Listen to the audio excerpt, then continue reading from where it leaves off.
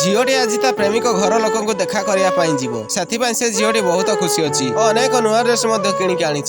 प्रेमिक मुहर खुशी देखा जाऊना से झीटी कारण पचारुची और ता प्रेमिक आम बाहागर हो पार ना और घर लोक मना कर